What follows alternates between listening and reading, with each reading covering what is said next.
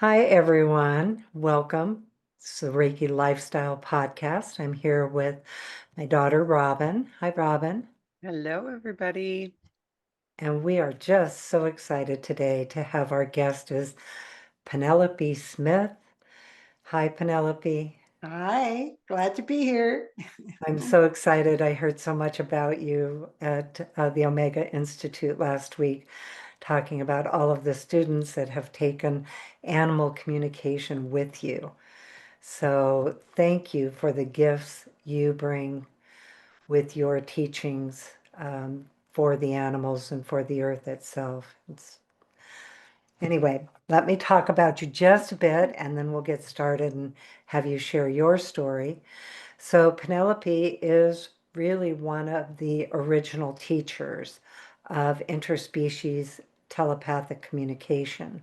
She's written books, The Animal Talk, When Animals Speak, and Animals and Spirits. She also has the Species Link Journal and started that, and she teaches courses on how to communicate with animals and the guiding light for beginning and professional animal communicators, the Animal Communication Mystery Series.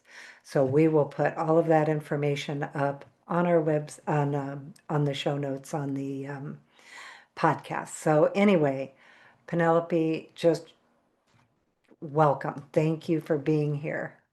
Thank you so much. And I loved what you just said. You said Animal Communication Mystery Series. It's actually Mastery Series. And I loved Mystery Series. I thought, wow, that is so neat. That would really get people engaged. If it were a whole mystery series, I'm going to work on that. That was one of those prompts from Spirit. I believe it. I love it. And you're so right. The mystery. Oh, I'm so excited. And we can't wait It's when like that comes what out. we're doing is unveiling the mysteries. Yes. And so if you said Animal Communication Mystery Series, you would get people into their own mystery and how to unveil it. And really, that's what it's all about. I will tell you about my communication, how it began. And basically, I've been communicating with animals my whole life. And by communicating, I don't mean I'm just talk to them. A lot of people talk to animals or at animals, but I've listened to them. And we've had conversations my whole life. And what is a little bit different is that most people give it up when they're socialized, that human language, verbal language is the only thing that matters. And humans are the only ones that matter. That's big in the socialization. And but I didn't give it up. I felt the animals and plants and all of life on earth, we were all in it together. We were all spiritual beings with different costumes, different ways of looking, different ways of being in the world. But when I was with animals, I was with my friends. When I was with trees and plants and mountains and rivers, I was with my friends. And so I wasn't about to deny my friendship. When people told me, oh, it's just your imagination. Oh, yes, you're very imaginative. There you go again. I said, well, fine. I'll keep it to myself then. Because sometimes treasures and mysteries, you have to keep them to yourself because they're a mystery to other people, but they're not a mystery to you. So I continued communicating with animals, but then I was very careful not to tell anybody about it because that only brought derision, So I said, oh, what's the point? You keep your treasures. Sometimes you have to keep them hidden. So that was fine. And also I was very aware of myself as a spiritual being. And I was aware that I was here to save the world. When I was a little girl, a little tiny girl, I said, okay, this world is obviously needing help. And people have no idea who they are. My parents were alcoholics. And I just went, they have no awareness. And they're so miserable and so unhappy. And the rest of the people are just denying everything that's good and going into their boxes of socialization and trying to please other people. I said, wow. I said, okay, I'm here to save the world. That's what I'm here to do.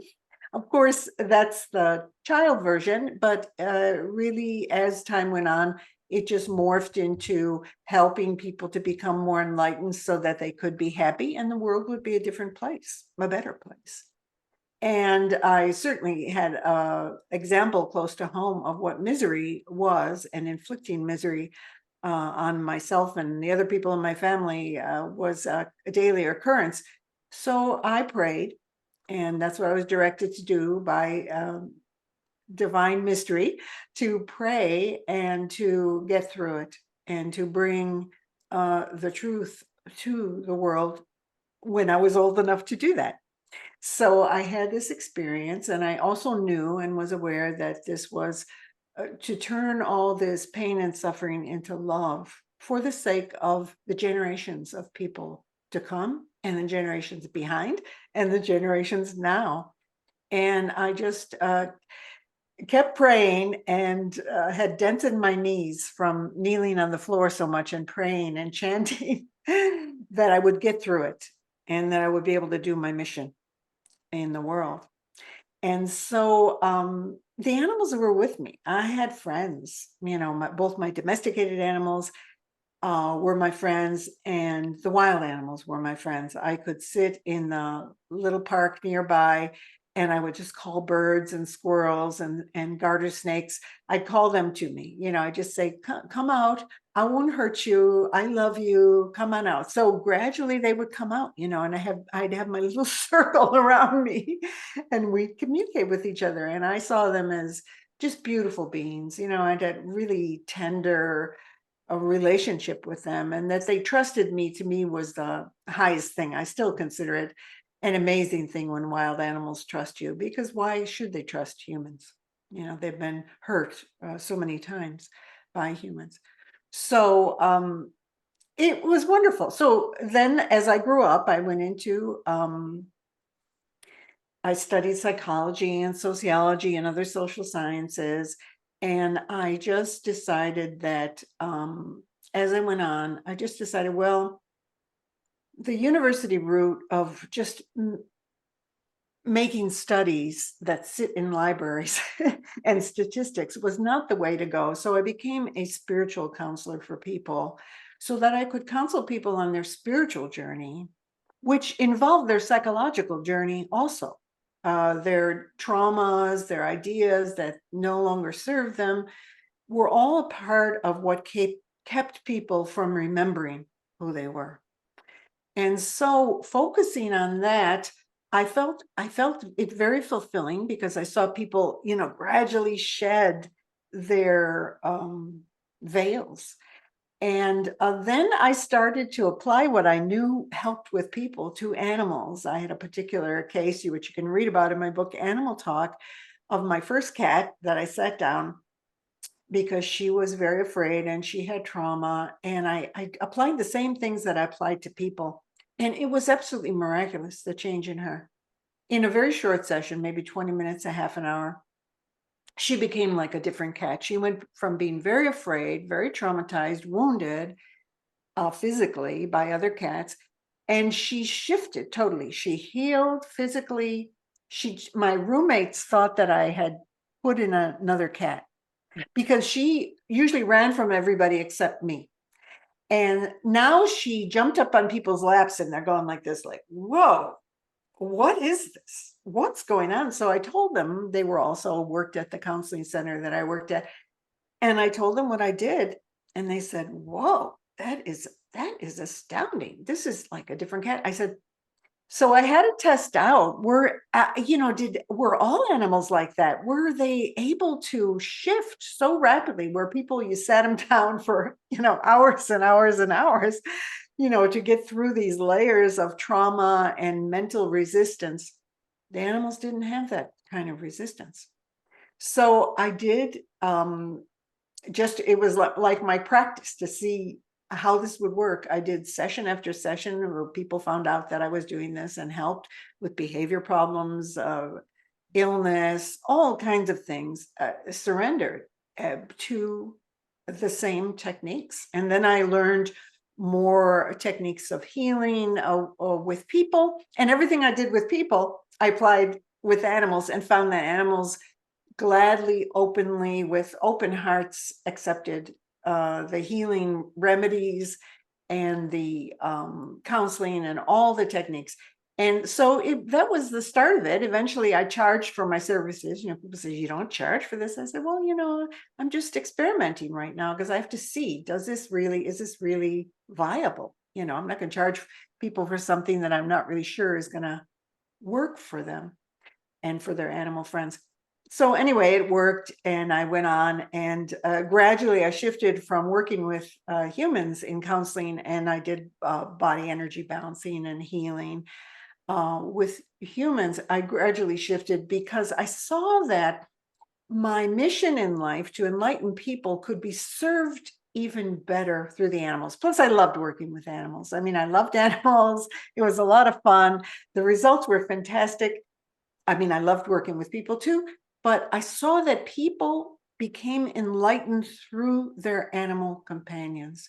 So when people discovered that their animals could think, make decisions, were spiritual beings, had feelings, because again, this was in the 1970s, people were not that aware. People would say to me, you mean they can make a decision? And I go, yes.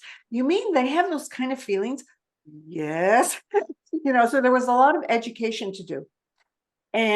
But I found that people woke up too. Their wheels started turning and they started going, whoa. And they became more enlightened. They became more aware of who they were.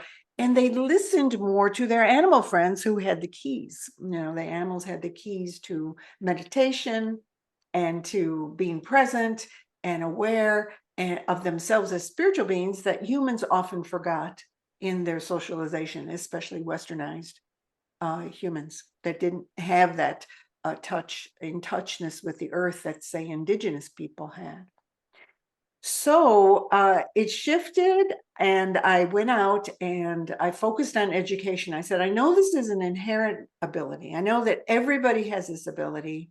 They just get socialized out of it. Every little baby can communicate with animals. They can communicate telepathically. They can receive thoughts and feelings from other humans, from other species. They just are told that it doesn't exist, and they eventually let go of it as a possibility. They're told that a lot of intuitive abilities don't exist, and so they let go of that possibility because humans are very social beings and they listen to other humans. I was very fortunate there. I listened to spirit more than I listened to other humans, and so I held on to those abilities. But I realized that people could wake up again and they could learn. So I focused on education, where the few other people at the time who were doing consultations, they focused mostly on helping people one-on-one. And I focused on the getting out and getting the word out. So I did a lot of radio, TV, newspapers, magazines. This is 70s, so no internet, of course. And I just went out there and did a lot of lectures, horse clubs, dog clubs, cat clubs, you name it, any kind of animal club, and did lots of groups. So I did a group where I would do a whole group of individuals who had German shepherds or different kinds of dogs or different kinds of cats, and we do consultations, and the word just spread. So then people wanted me to teach them. They wanted me to write a book, and so I just did. I just wrote and taught and found that people could learn too. Now, some people had a more difficult time. People who were very left-brained had a hard time letting go of that analytical focus, because this is not an analytical focus. It's an intuitive focus where you open up your whole being, your heart, soul. Your whole being needs to open up to receive fully telepathically, which is telepathy means feeling at a distance, pathy, feeling, tele, distance. So opening up to the feelings of others. And we're focusing on, the animals, people relearning how to focus with other species. And it worked. I saw that people, again, were oriented very much to analytical thinking. So I did steps. I said, okay, they need steps. For me, it was just there. I couldn't just, it was hard to even think of teaching. I said, there's nothing to teach. I mean, it's just there. You just sit and listen, and the animals communicate. But of course, that is not going to go over with people who feel they have lost it and it's shut off to them. So I did steps, which were very analytical steps: 1, 2, 3, do this, do this, do this. And people found they could focus on that. And it helped them to have that mental focus. And then they could start to open to the animals. And again, as I said, some people, they took longer. It was harder for them. It's like a leap to go from the left brain to the right brain, to go to the intuitive focus. It's like going over a bridge for people. And some people, they're terrified of letting go of what they know are certainties, like data, statistics, things that these are certainties. Of course, they aren't, but people think they are. And to go into something that's more nebulous. Well, communication with people is the same thing. It's nebulous too. We sometimes don't understand what people are really saying to us. And if we don't tune into their thoughts and feelings, we really don't understand if we just look up their words in the dictionary and go with a mental focus. So the intuitive and the mental were really separated then. Now they're much more integrated, and people can be intellectual and be intuitive at the same time without this, this is really difficult. No, it's not. And I cultivated my intellectual and I cultivated my intuitive at the same time. It was not a problem for me. And I said, well, you're made the same way as I am. It's just that you don't know what this is. And if you find out what it is and how to approach it, then you can open up too. But people have the same difficulties. They have the same similar barriers, even 50 years later. People have this similar barriers, but they get over them more easily because they've been exposed to all the meditation and the yoga and the Reiki and all these beautiful openings that they didn't have before. And so then it's easier for people to open to this. It's easier for people to get into a meditative state and listen.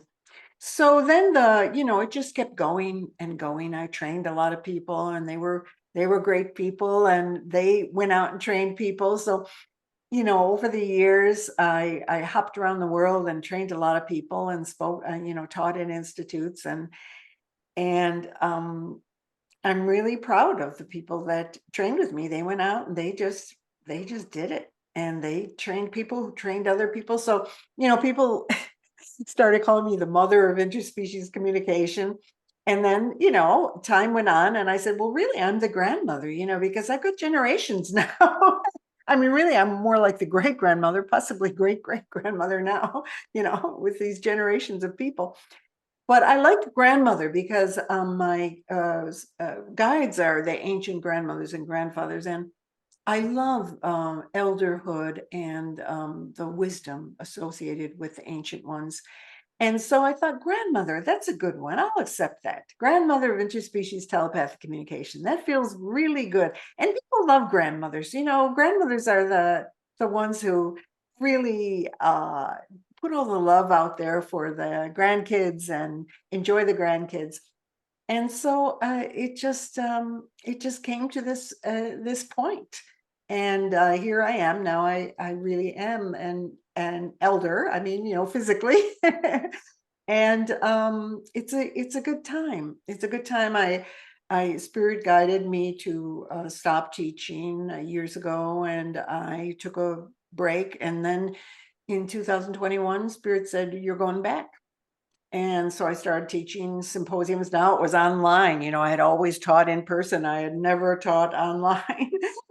And everybody else was getting into it. And I was like, whoa, because I was used to in person. But, I learned like everybody else and started doing symposiums and some online classes. And then, for the past year, I've been working with the Shift Network, and that's been really wonderful. Doing courses, reaching people all over the world, which I did before, but I had to travel. And now with online, boy, it's fantastic to reach people all over the world. I know it's not the same as in person. In person is still very special, but you have to limit the numbers of people you can handle. And then look how many people would never be able to study all these wonderful teachings that are available now that they would not be able to get to without online. So that kind of brings us sort of up to date with a lot of things, details that if you want to know, I'll gladly let you know. Well, it feels like even just the last part of what you were talking about with online communication, that you are an extraordinary communicator all the way around. So even bringing all of this knowledge into online communication, because as we know, we now have the opportunity of global communication in ways that certainly we didn't have even, well, really even 10 years ago, Yeah. that is available, that because we find the same thing where we have the outrage with animal Reiki is tremendous because we can reach people that couldn't otherwise communicate or study with us at all. Yeah. I remember my former husband, who was also my manager, and this must have been in the 80s or 90s, early 90s. And he said to me, I wish, because travel was so hard. It was so taxing to travel around the world. And he says, I wish we could do like the rich corporations do, because they had Telelink then, they had big video things, but that was for, big corporations only. And then I had to laugh years later when now everybody can get online, everybody can have the video linked to the whole world that only uh, big corporations with lots of money could do then. So it really is a wonderful thing. And I know still people say, oh, are you teaching in person? I really do better in person. And I understand. I really understand that it is a whole different experience. And we take this beautiful experience that we have here, and I marvel at how much can be done online. I mean, when I first started to transfer things, I go, oh my gosh, I used to take people out in fields and communicate with mountains, and we were there. I said, how am I going to do this online? I mean, it took a little mind twisting to do and realize that we could get into that connection at a distance, because I mean that's what telepathy is all about. It's connecting Exactly. across a distance. So okay, we're going to do it. So yeah, a lot of work to shift that, but it's obviously worth it, and the results are beautiful. We also have, I know for us teaching Reiki online and animal Reiki Yeah. online, that it has opened up the really unlimited potential of telepathy Yeah. and of the abilities that these energies actually have. Yeah, my And hands are tingling just you talking. My hands are going. well, you said you have Reiki also. Oh, I want to tell you my Reiki story, Yeah, because there's not too many people I tell this. It's not relevant to a lot of people, but of course it's relevant to you. So in the 1980s, and I don't remember the year, it was probably middle 1980s. I don't remember. I had found out about Reiki. It was actually just beginning. Very few people knew about it. And at that time, I think I was in the Bay Area. I lived in the Bay Area, San Francisco, and I lived out in the woods in Inverness, Point Reyes National Seashore. And I had, there was a printed newsletter called Common Ground, and it had all the services in the Bay Area. And I advertised in that. It was the only thing I advertised in, because everything I did was word of mouth, or because I did all these lectures, people found out about my work. But I did the Common Ground because I felt like, oh, we've got a community here, and it's good to support the community and be part of the community of people who are doing spiritual work and holistic work. And so I saw the Reiki. I believe it was in there because that I found out about the Reiki. And the amazing thing is that I studied with, I don't know if you know of her. Don't even know if she's still alive. Her name is Beth Gray. And Beth she was an original. I mean, she studied with Takata, who was right under Usui. Yeah. So she was under Takata was right under Dr. Usui, and Beth Gray, she told me all the stories. We had a lot of conversation. We really liked each other. And we had a lot of long conversations. And she told me how it was in the early days. And later, and she was kind of abashed by it. I was too. As Reiki became more popular, then people were just kind of churning out Reiki masters. I mean, I know that sounds derogatory, but again, she studied for years under Takata. In order to be a Reiki master, you had to apprentice for years. So she said, and you had to immerse yourself completely in it. And this is one line down from Dr. Usui. So we're talking power, spiritual power. So Beth was a character. She was very benevolent and very flamboyant in her own way. And again, we really hit it off. And it was quite astounding what happened to me with the Reiki. I was already doing hands-on healing. I was already very active with channeling universal energy. I mean, I just knew how to do it. I mean, hands-on is something that's been done for millennia. So, it's part of us. It's another thing that's part of us. So when I did a Reiki transmission with her and she did it with me, I went, oh my gosh, something remarkable happened. All I can describe it is like this lightning bolt came into my body from the left side to the right and went right through my body into my hip. And my whole body started burning. And I was sitting there and Beth saw it all. She was very, very intuitive. And she saw everything. She saw all my energies. She would tell me all about what was happening with my energies. And I'm going like this because I was used to, me teaching everybody else. So it was nice to be around somebody who could see so much. Anyway, she saw what was happening. And I was like on fire. And I sat there. And of course, it was coming through my hands like mad, but it was through my whole body. I was like lit up. And Beth noticed that, she went around, there's a group of maybe 20 some people at her home. It was very beautiful. We did it outdoors. It was very gorgeous in Marin County. Was it Marin County? No, she was in Woodside, I think. Yeah. So south of San Francisco. Anyway, it was very beautiful outdoors. And I'm sitting there just burning and throbbing. And she went around and I think I was one of the first, and she went around, did all the transmissions. And then we, of course, did all the symbols and studied the symbols and how to put your hands on. And Beth kept her eye on me. And she did this thing where she lined people up. It was like a Reiki train. I don't know if people did that in other sessions, but you line up and you're supposed to touch the person, and the next person touches the next person. You touch their back. And we learned how to, touch different parts, where to put your hands and stuff. But this was like the Reiki train. So everybody would be transmitting at the same time. And I looked at her and she looked at me and she said to everybody, do not touch Penelope. And I was so happy she said that, because I was afraid I was going to like blow everybody out of the water. If they touched me, I felt like, they would be knocked out.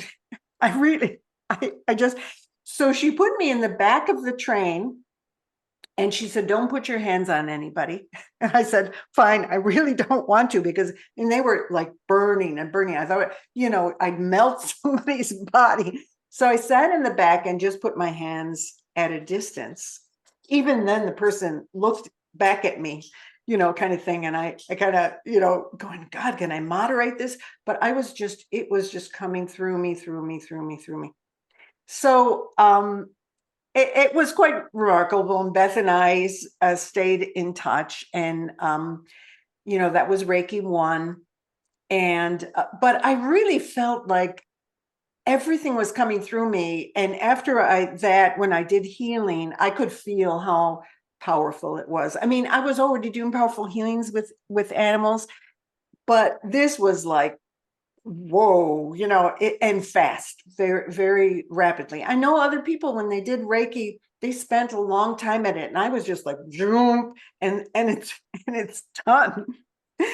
So I waited a time before I did Reiki 2. And Beth was not available. I think she was traveling at the time. And I had to do it. If I was going to do it, it had to be an open window where I wasn't traveling, et cetera. So I did it with another teacher whose name right now I cannot remember, but she also studied with Takata, and she was friends with Beth. Well, she went to do, and we did it privately at her home. She said, I can do it privately with you. I said, oh, okay. And she went to do the Reiki transmission, and she was blown back. And she said, I can't do it with you. You already have it. You already have the transmission, the Reiki 2. I said, there's nothing that I can do. We study the symbols, and we, that techniques and everything. But she said, no, and I explained to her what happened with Beth, and she knew, of course, she knew Beth too. And she said, whoa, I've never seen that happen. I've never seen that happen before in all the people that I've done Reiki with, that somebody already had it. So anyway, that's what happened to me. And after that, I just, continued to do Reiki, and my healings were really did a lot, but at a distance. I was doing phone consultations. I was also in person, but I did a lot of phone consultations. So along with the communication and the counseling, I also did Reiki at a distance. And I usually would do it afterwards. I tell the person, well, we'll hang up the phone, and I'll add a healing onto, what we just did with your animal friend. And usually it would be a matter of seconds. I mean, spirit would tell me enough, I'd have to put my hands down. That was it, and it was quite remarkable. So again, when I watched the evolution of Reiki, again, it was wonderful to see how it spread. But, again, I kept in touch with Beth, and she was just like, well, we studied with Takata for years to be a master, so she was kind of like, but then I saw that people were really doing a beautiful work, and there was, again, they were carrying on with the Usui method, and other people carried on with something different. I mean, it was kind of branching as things do. And, but I saw that people were getting the transmissions, and they were doing good healing. So I just went, it's not up to me anyway. It's just like with the telepathic communication. I go, well, I wanted it to spread. And yes, there are things that happen that, people blink at, but I go, it's not up to me. I'm here as a teacher, and I do my work. And then whatever anybody else does, well, I'm not in control of all this. So anyway, that was my Reiki story. And I've always told people to, if you wish, add Reiki on. Yes, you can do hands-on healing, but if you add Reiki on, it just adds to and you can't never forget those symbols. I mean, they're just with you all the time. I'm always doing the symbols. I mean, they're always with you. Once you drill them in your first course, and then the second course, they're with you. They just seem so very natural. So it's one of those special things in the world. Of course, there's many healing methods, and they're all beautiful, and whatever helps people, I say fantastic. But Reiki to me is one of these foundation and simple things that, and again, I saw other people making Reiki complicating, adding all kinds of things. What I remember, even this recent course, I taught some people just simple hands-on healing, not Reiki. I'm not doing Reiki transmissions, but I just taught them simple hands-on healing.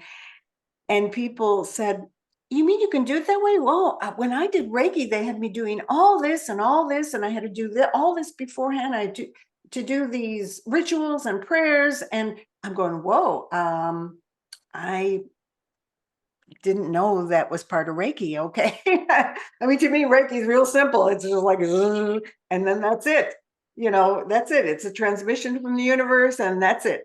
So I like simple things, and I feel like my evolution, what I've watched is that I've learned a lot of various things. I've learned acupuncture and acupressure, and I learned applied kinesiology. I learned all kinds of things. And then it gets distilled It gets very distilled so that you're just channeling the power. The power is there. You hardly do anything. After years, I would get results. People would take hours to get the kind of results I got in seconds. And I would be doing 20 animals in an hour, like that. Okay, it's done. The communication is done. Telepathy is very fast and blah, blah, blah. And we'd have the results. But, my students didn't get that. Well, they start out where they start out, and so they'll take an hour or 2 hours or whatever it takes. And then gradually, as your power increases, then things just happen more simply and more quickly. And I found that with Reiki was sort of geared that way to me, from what Beth told me, what she learned from Takata, and what Dr. Usui was teaching. It was the symbols that came from spirit. And the energy came with it, and you were channeling the energy of the universe. And that's all that there was.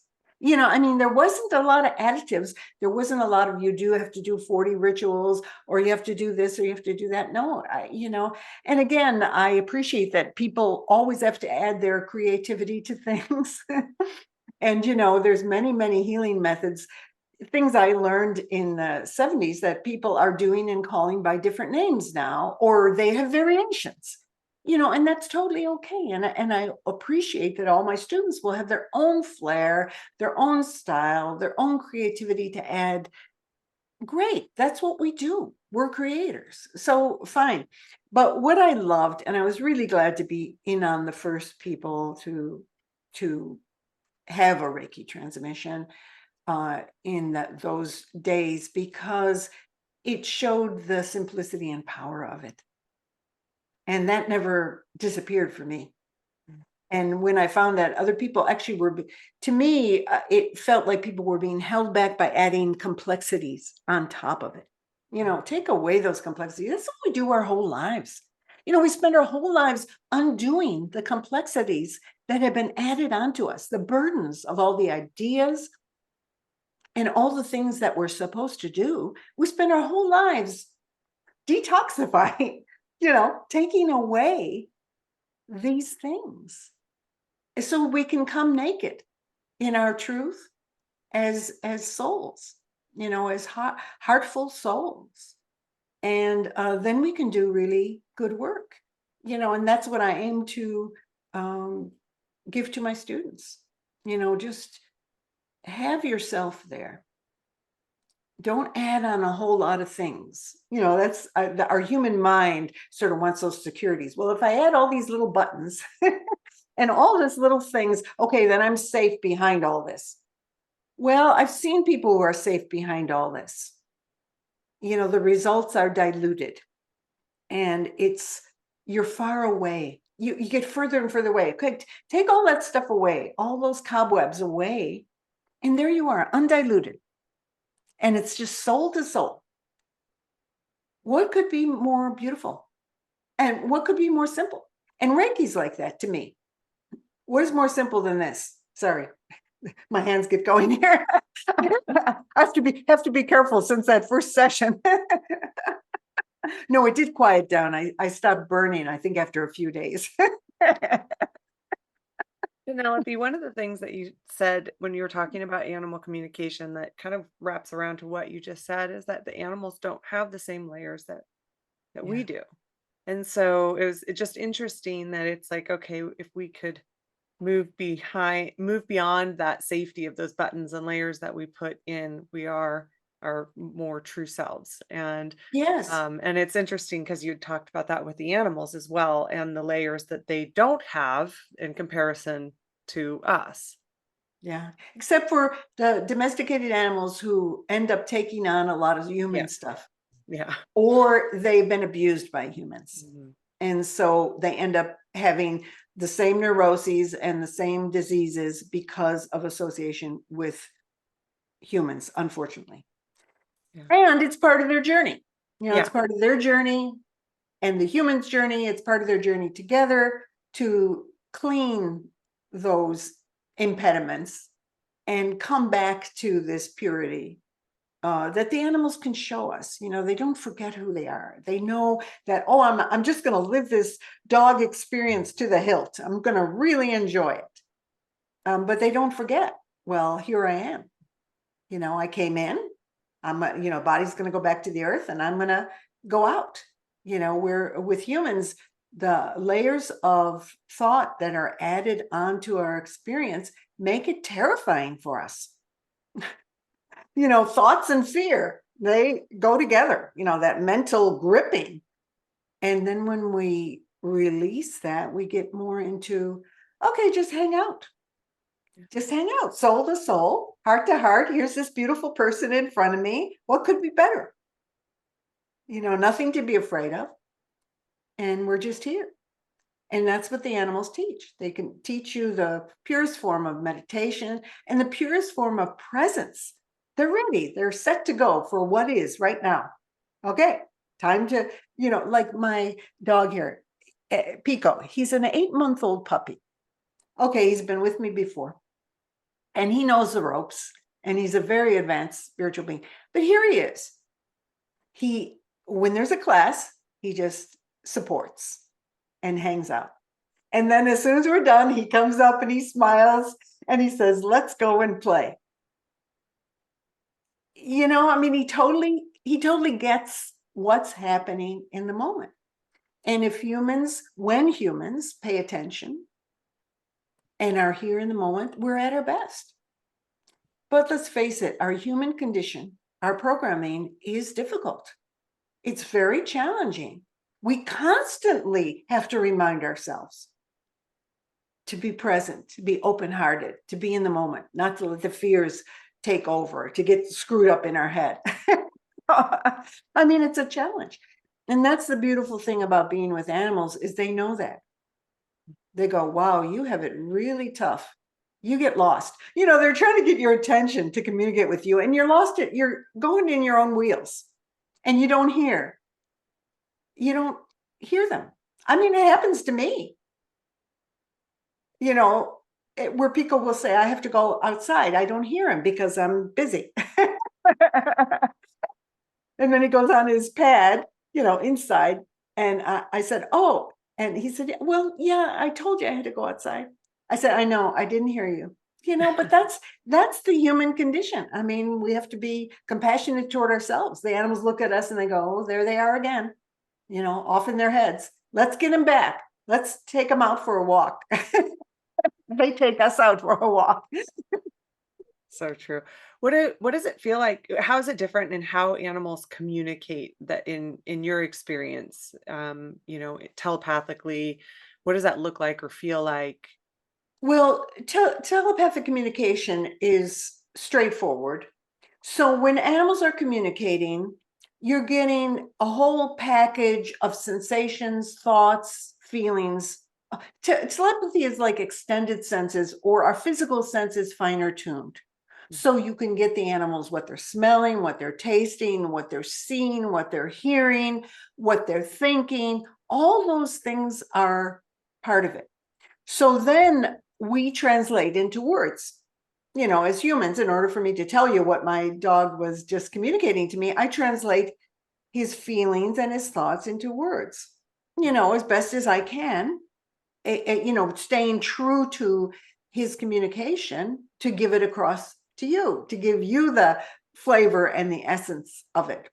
So it's really kind of, you have to get very sensual to be telepathic. You have to be connected with your body. People think, well, it's woo-woo, it's out there. I said, nope.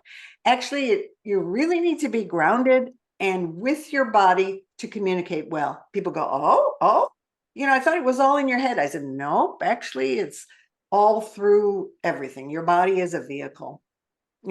As long as we're here with bodies, the body is a vehicle. And it helps you if you are grounded, centered with your body. Like I tell people, your body is your closest animal friend. You're a human animal. This is your human animal form.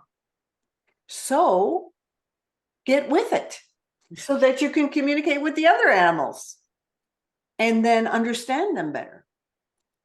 So that's how it comes across. And some people are more able to receive like images better, the visual. Other people are more able to get thoughts better. So they translate the thoughts into words. So they get like word messages. Other people will get feelings more. They'll get the emotions, or they'll get the kinesthetic feelings, like the feelings from the body. They'll get the movement. But really, to get a full telepathic communication, you need all of that. And so when I train people, I train them to start out where you're at and let it expand so you get the full thing. You get everything, all the feelings. So I know what the animal's thinking, feeling, smelling, tasting, the whole thing. And I understand them more fully. And so, when people learn what it is, what telepathic communication is, then they start to realize that they've done it before.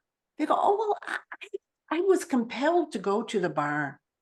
I just felt strongly moved to go to the barn, and my horse was stuck underneath the stall bar.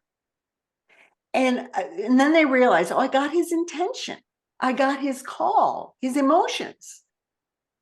And I even started to get a feeling like he might be caught somewhere. And then they go and it's all confirmed. Of course, then they help their horse. So people start to realize how it works. Then they have to practice, and then they get better at it. Pretty straightforward process, but people, they like to make things complicated. So we have to take off the complexities. I can't do this because of this syndrome, or whatever's in the way, or the tension gets in the way. They want it so bad, they go, oh. And I say, well, it's the opposite of constipation, shrinking up. You need to open, relax. I tell people, open your arms wide, lean back, take a deep breath, and let it in. And usually we let it in through our heart center of our bodies, but really it's receiving through the whole body. But the heart center is a good place to open, rather than if you try to get it in the mental center, then people usually do this. Like, what is it saying? And they lean forward and they go, what's it saying? I go, look, release the wrinkles, get out of the head, because you won't get it.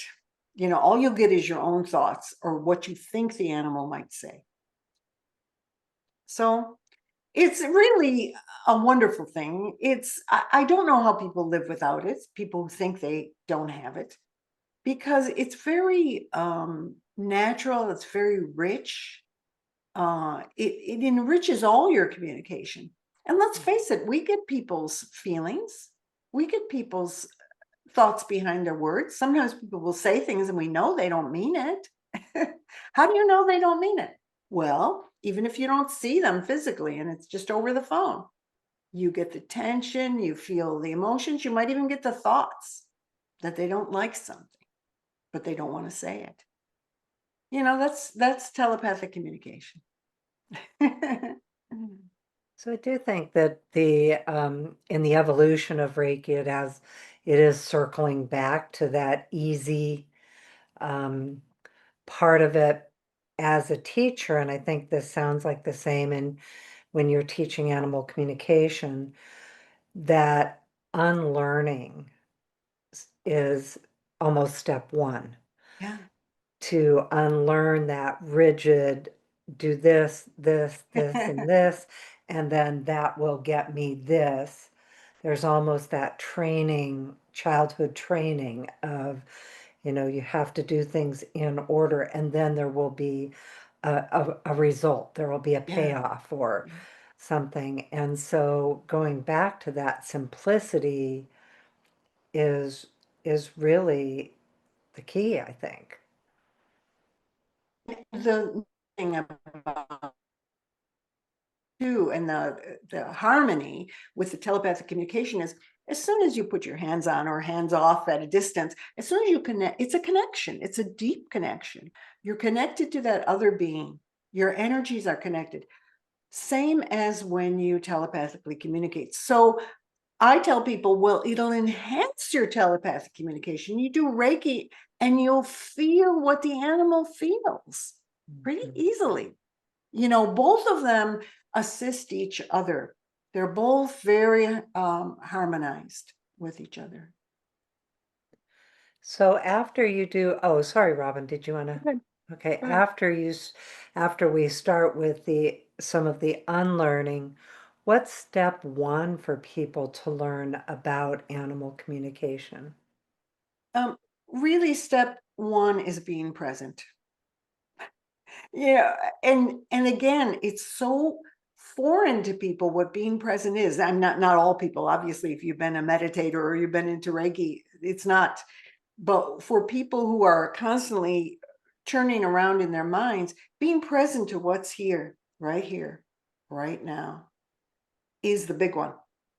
So then naturally your mind starts to quiet down. Now, I don't emphasize with people, you must get your mind absolutely quiet or you'll never get a communication. But you really need to learn how to be present here so you can listen to another being. So you're not wrapped up in your mind. That's the main thing, is not be wrapped up in your own thoughts. So when I'm listening to you, I'm not thinking, well, gee, what am I going to say next? And do I like this person? And blah, blah, blah. All these, I'm not wrapped up in that. All I'm doing is I'm listening to what you're saying and deriving as much as I possibly can from understanding as I can from it. And that's all. And that's presence. So when you're doing that, your mind kind of goes to the side and people say, well, no, my mind is so busy. Well, that's because you're jumping up into it.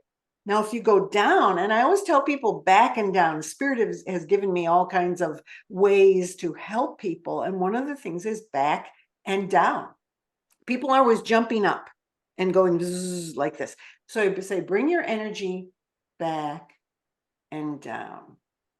And then the mind naturally moves aside. And I said, even if the mind comes back in, don't pay any attention to it. Back and down. Take a nice deep breath. Feel your body.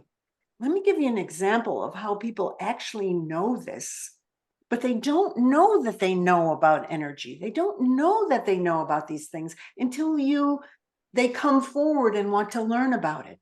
Then they go, oh yeah, I get that. Well, I was giving a lecture. I was doing a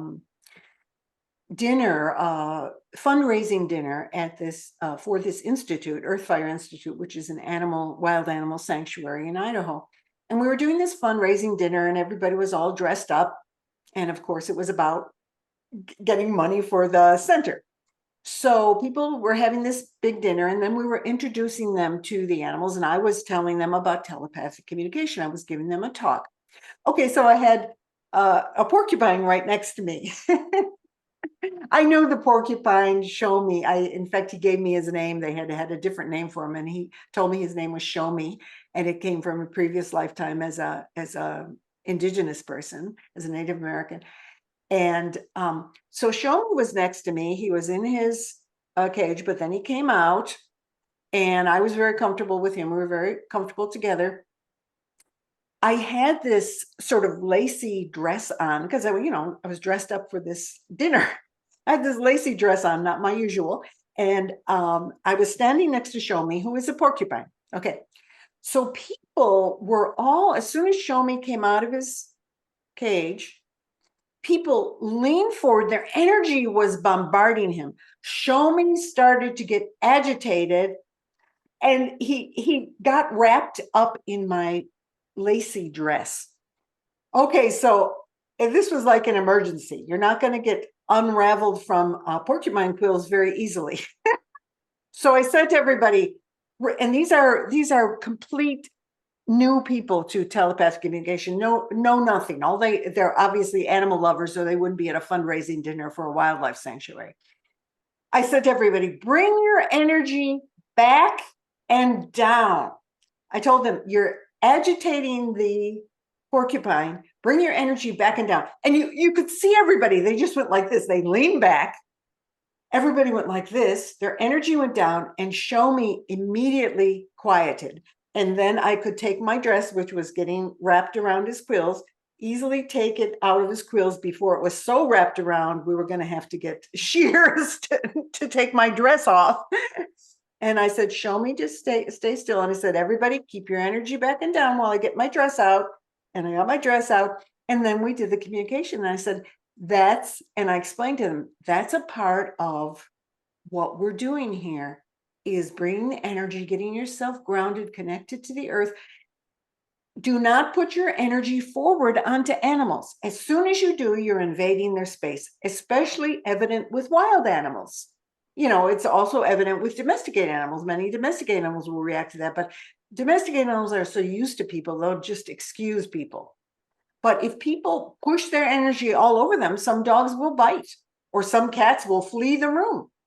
So when you're approaching animals, bring your energy back and down. Be neutral, be nothing. Be no thing.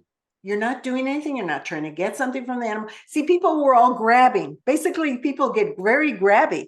So I was able to explain that to them because they saw right in front of them the difference was demonstrated, a perfect demonstration of the difference between being present and not being present, or being present with a whole lot of energy pushing out at somebody, and how wild animals react. I said, and if you want to be friends with wild animals, bring your energy back and down, be a no thing. And here I am right next to Show Me, and he's very calm. And we communicated, and I told people what he communicated about. And he thanked everybody for not, basically pushing all over him with their energy. And he felt much more comfortable. And then he actually went back into his cage and just sat down and looked at everybody because he was very comfortable in his little carrying cage. And it was just a perfect example. But this is the foundation. People don't realize they're doing it. They're so used to being frenetic. Their energy is out. Their energy is busy. I'm doing it right here. I'm going like this with my energy and I'm pushing it out. Okay, that's how people are often. In our world, we're told to be like that. You got to be competitive. You got to push. You got to win. So what do? You push your energy out at the other guy. Okay, this is opposite to what we need to do. So we need to learn to, and for many people, it's very hard to take that first deep breath. They're so used to shallow breathing. They're so used to pushing out and trying to survive in our world, which is so oriented to the opposite direction. So I say you got to learn another way of being. And you're going to have to spend time being quiet. Be with the animals. You don't have to, you don't have to do some meditation course if you don't want to. If you're not oriented to that, if you are oriented to that, great. But do be with the animals in a meditative way. This is a meditative way. What is meditation about? It's about being present with nothing else, just being present. Okay, your thoughts get going. High thoughts, by thoughts. Take a breath, be present. Okay, so when you're with the animals, you just be totally present. I find it's a lot easier, actually, especially for animal people, just to be present with animals because you're focusing. You've got something to focus on, being with the animal, and you'll see their response. They generally relax. People always are amazed that even aggressive animals, they just really relax around me. They go, wow, he's usually agitated and running around and he's at your feet sleeping. What's wrong? What are you doing? I said, I'm not really doing anything. It's what I'm not doing. I'm just being present. I'm listening. I listen to the animal. I listen to their agitation. And I simply was present and told them they could be present with me too. And they were. They realized, oh, a safe space. Okay, nobody's going to do anything to me. I don't have to perform. Oh, and they fall asleep. So that's number one. And I cover this as we go further advanced courses. We cover it more deeply because in the beginning, people often are not really ready to do much being present. Okay, I can do it for a little while and then I'm back up in my mind again. Okay, fine. You can do it for a little bit. Maybe you can get a snippet of communication from the animal, which they generally do in the beginning. And then they can get more and more. I said, what's the deal? This is like heaven. You just sit with an animal? What could be better? And as we advance, we spend more time like that. So you're doing a form of meditation, contemplation, being present. that is really about observing and being aware. It's like being an animal. We are an animal. Now it's being an animal. It's doing what comes naturally. Do what they do. Hang out with them and you'll know. You'll know what it is. And then as soon as you want to communicate, if you want to ask them a question, okay, now be open to listening. Don't put up your barriers again. People often do that. They ask a question and then they go, what can I answer? No, stay in the same mode. Back and down. Stay in the same mode. Open. And sure enough, in comes some pictures, some mental images. You get you ask them, what did they do yesterday while you were gone? And you get pictures of them playing with the cat or going to the door when the delivery man came. You get their feelings. They were happy sometimes, they were kind of guarding at other times, and other times they were just zoned out, sleeping. Okay, so you get all that when you're open to it. Real simple, straightforward. And then as people advance and they learn how to do this deeper and more easily, so it's a natural part of you. I tell people, I don't prepare for telepathic communication with animals. I don't do any preparation because I'm always there. I'm always prepared. Occasionally, yeah, sure. If I'm real hungry, if I'm real tired, I'm definitely have to handle those physical needs first. You're not going to get me to communicate when I'm racked out with hunger. But other than that, I'm always here. I'm always ready. I always know if my mind is getting agitated. I also know how to calm it down. So I don't have to do anything. Now I do with students, I prepare them. I have the usual grounding and breathing and helping them to settle. And then as we get more advanced, we learn how to tell the difference of when our thoughts are coming in. Because again, this is something people are not trained to do.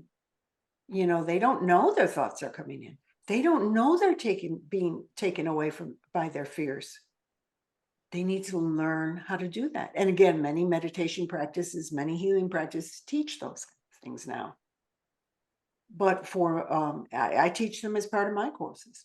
Okay, what's happening right now? Okay, you've just gone up into your thoughts. Or the fear is coming in. You can tell when the fears come in because your thoughts get busy. You grab onto some thoughts right away. Okay, back and down. Breathe, feel the earth. Be with the animal. Smile on your face. Reception. So all those things are done in the beginning. I have pointers for enhancing telepathic communication. And we go over the pointers. And then the rest of the courses, we're going into more depth and getting the stuff out of the way. So people bring up the stuff. They're always bringing up the stuff. And we say, well, that's the stuff. Here, let that go. That's your barrier. That's the stuff. Okay. We don't need that. Just be with the animal. Just, hang out with them. And then people learn. It really ends up being like play. They learn, oh, well, this is how I feel when I'm play. When people say they're in the zone and they talk about being in the zone, this is being in the zone. There's nothing else but you and the animal or the other person, whoever you're being with. There's nothing else but that. And when something else comes in, you just get back into the zone again. I like Star Trek had the neutral zone. And I said, oh, that's so perfect. I call it the neutral zone now. You need to get into the neutral zone. And of course, you're trained as a counselor. You're trained to go in the neutral zone. You're not judging. You're not thinking. You're just being present in the neutral zone where there isn't any judgment. There isn't any barriers. There isn't any pushing out at a person. There's just the listening. And out of that arises the next question to guide the person. Out of that listening to what's going on with the person. And then it all becomes this natural kind of oceanic flow. And yes, things come up. You can get tweaked. You can get stuff triggered. Okay, but you know it. You're conscious of it, and you can put it aside for now and handle it later. Whatever it is you need to evolve through, great. You just discovered it. You don't get wrapped up in it in the middle of the session with another being. You stay in the neutral zone. You go, okay, fine. That came up. Great. Okay. Like a person just mentioned that did a class, and she said, I just find, as I'm doing this, I'm getting such incredible results, but this incredible fear is coming up. I said, fantastic. This is what happens. The deeper you go into the telepathic connection, the more the next layer of your evolution that you need for your journey comes up. So that fear is coming up. Great. Embrace it. Get help with your guides with it. Let it go. You may find content with it, or there may not be content with it. It may just be that you need to let it go. But it's just, you're going to get deeper from this. You're going to get more whole from this. You're going to get more present from this, more evolved. So what a process. I mean, I know you know all this, Robyn and Colleen, because this is what Reiki is all about. Any healing, true healing, is about this. It's We're so all true. getting healed. We reach out to others to heal, and we're getting healed. The energy is there, and we keep growing. What else can we do? So true. Now, Penelope, you have some stuff coming up. I think you're doing it with the Shift Network Mhm. course in September. Can you talk a little bit about that? Yeah. So this is a big one. This is a 6-month certification program, spanning the range from beginners all the way to very advanced people.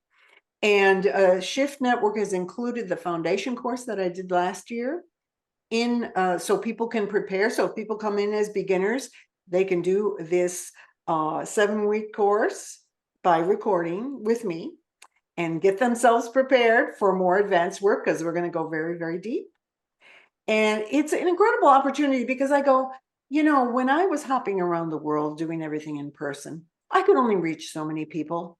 And I certainly couldn't stay weeks with them to do real advanced work. I didn't teach some of the things that I do. I couldn't. There just wasn't time for it. I couldn't stay with a group of people for weeks. I had to get on to the next group. I mean, I was, opening up the field, the whole world, and training as many people as I could so they could get out there and do it too.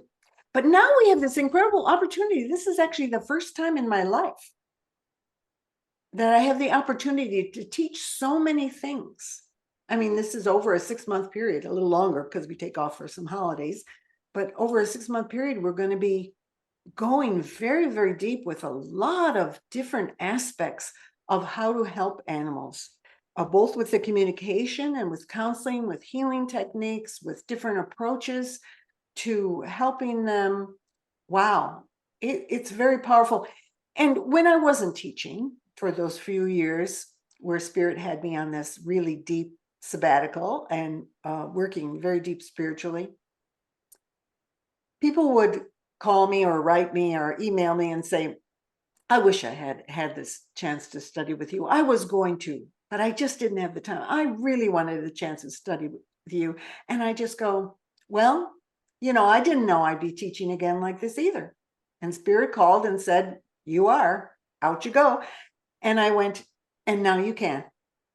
So I would say get on it now, because this is not a course that can be done by recordings afterwards. I mean, it can be caught up if you're in the middle of the course, but it's not an evergreen course that you can do 6 years from now. It has to be done. We're going to be doing case studies. We're going to be doing a lot of hands-on and working with people and doing integration sessions, things that cannot be done just from a recording alone. So I would say for people who've been wanting to study for me for years, this is your chance.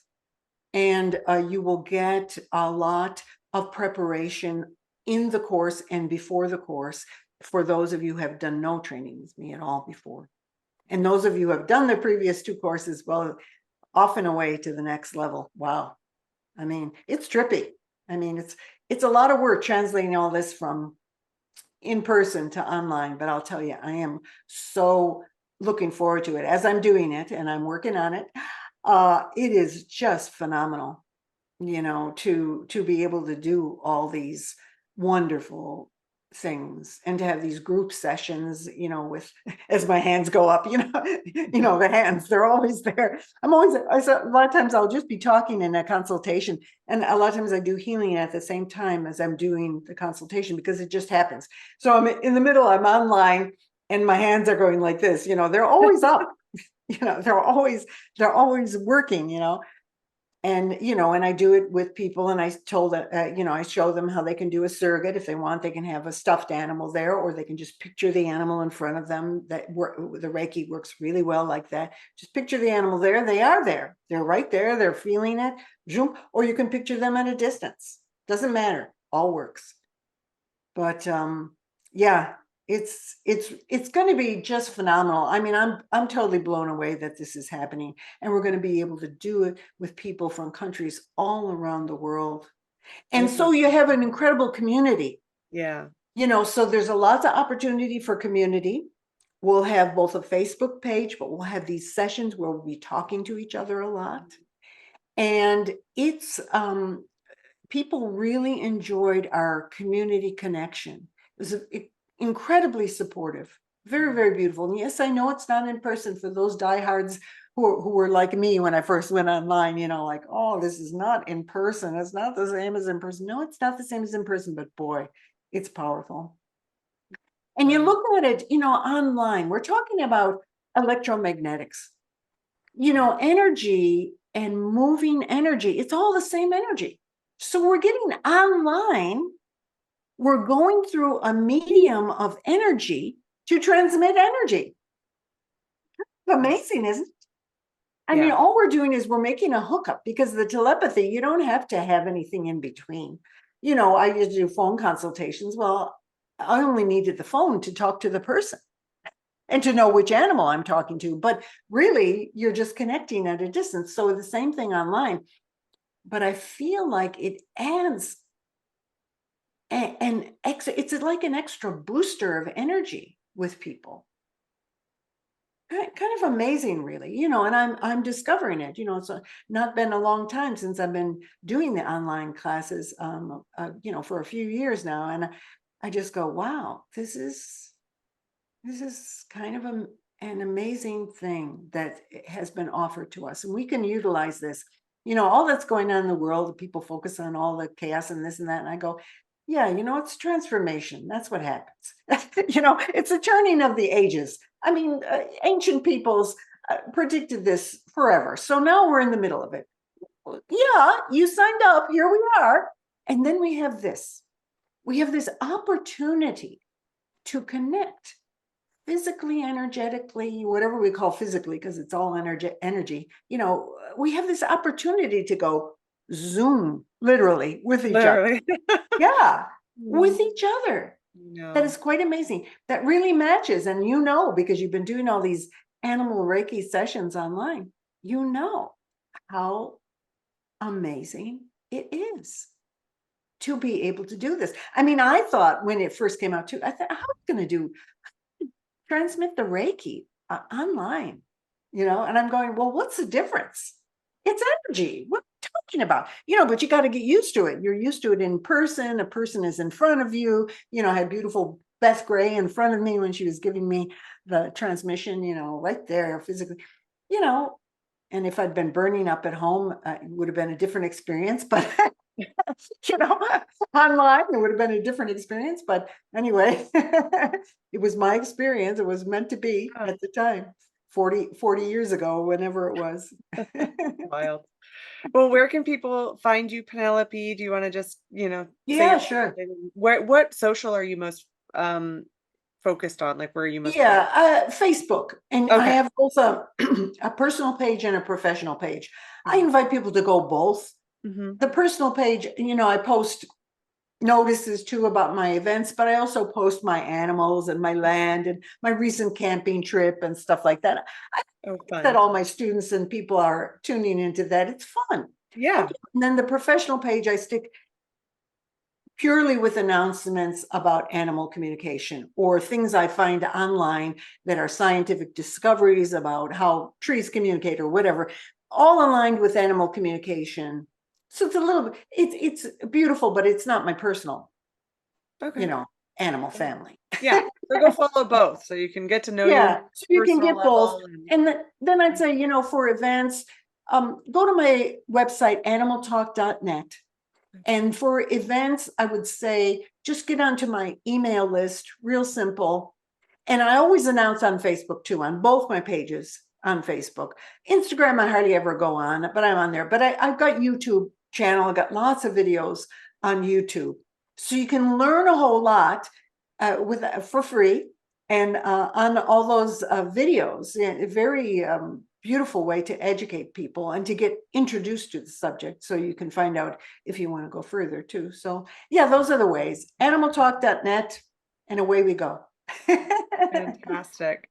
Well, thank you so much, Penelope. It was such an honor to have you on, and just thank you for all of your contribution to the world and the animal world, of course, and also to the human world, because so much it's about us figuring it out for ourselves so that we can Yeah. then figure, help the animal. Really, I tell people in my field, I say it's the humans that need the most help. We're Exactly. educating humans. Yeah. Humans need the compassion. They need the education from day one. We need the constant repetition. Do you have to keep repeating the same things to animals? No, they just get it. I mean, if you're doing human training for human socialization, okay, that's a little bit different. But even then, I just explain it to my animals. I say, now I need you to sit when this person comes in because they don't like a dog jumping up. So you just tune in to whether they like a dog jumping up or don't like a dog jumping up and sit if they don't like it. I mean, that's how I do training. I don't do this repetitive, sit, here's your treat, sit, like we're in the army or something. No, it's a different thing. But I would say that what I learned from animals in all these years and learn over and over again is compassion for people. So I say in this field and your field also, even though you're doing animal Reiki, we're animals. We're the animals that need the most help. We need the most reminding. We need the most support. All our animal friends are supporting us. I mean, how would we do it without them? Yeah. I mean, really, on all the animals on the earth and all the plants on the earth, we wouldn't do it without them. I like to explain this. Humans think, again, it's the common thinking is that humans are at the top of a pyramid and they are the superior ones and everything is below them. Okay. I said, yeah, there's a pyramid. Here's the pyramid. Everybody is underneath supporting humans. You take away what's underneath. You take away the insects. You take away the animals. You take away the trees. The humans fall down. All the indigenous people recognize that the animals, the plants, the minerals, the air, everything supports us, and we need to honor it all. We need the help. Okay, that's what the pyramid is about. Couldn't agree more. And you can fall right off that pyramid if you don't accept the help of all these other beings on the earth. Yeah. So yeah, so humans, I would say, you don't get into this field unless you like humans and want to help humans. People often they go, well, I like animals, but I'm not that crazy about people. I said, well, if you really want to know, this field is for people. Yeah. The animals already know how to telepathically communicate. They're okay. What we need to do is educate the people, help the people so that they treat the animals better, so that they integrate all the other beings into their being, so that they open up to the rest of life, all of nature. Then we're in better shape. So I have deep compassion and love for human beings, and that's what I'm here for. I mean, I'm joyfully here for the animals and the plants and all the other beings, but I'm here for the humans who I understand from having a human body what we struggle with. Have said it better ourselves. Totally agree. Well, Penelope, thank you so much. And we just can't wait for everything that you're doing coming up, and we super appreciate you being on with us. And thank you so much for what you do. I mean, what a wonderful focus. And I remember years ago when people started to shift into doing Reiki with animals and plants and all other beings. And I went, oh, this is so beautiful. I mean, I did from the start because that's what I always do. You know, everything that I learned for humans, I just applied to the rest. And it was great. Well, and that's definitely what the animals tell us is what heals them is healing ourselves Yeah, as we take our place again in the circle of life with yeah, them. yeah. So we're just talking the same thing, Yeah. Colleen. We're just, it's just the same thing. I mean, what would you say is the greatest thing you learned from doing the animal Reiki? Probably the original teaching that they said if they could teach us one thing, it would be to love ourselves as much as they love us, Mm, because mm, then we create with that belief and we create with love, yeah, and how greatly they truly love us. yeah, completely. And Yes. that's where that compassion, I mean, compassion and love are, one and the same with each other. You can't have one without the other kind of thing. But yeah, it's and you can feel it in your gentleness and your wisdom, in your love. I feel that so much. What we learn from our animal friends and how wonderful it is to be able to share that with them and with their people. Well, thank you so much. We know that we are on a time frame for you and want to make sure that we honor that because we could talk forever. I know it's It's it's so so true. it's so sweet. It's like sitting with you and Robin. It's like sitting with animal friends. The Mhm. highest compliment. Oh, thank you. Circle of life, and here we Yeah. are. And the same thing, always knowing that we care about contributing to wellness in the world for Yeah. all, for For all everyone. beings. Yeah. Yeah. Thank you. Well, thank you, and thank you to all of the listeners out there. We know that, what a treat and a gift to have you here today, Penelope, and check her out on animaltalk.net, right? It's Yes. .net.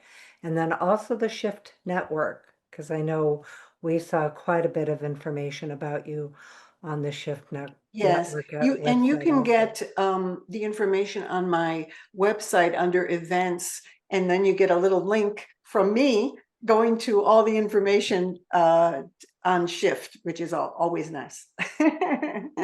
Wonderful.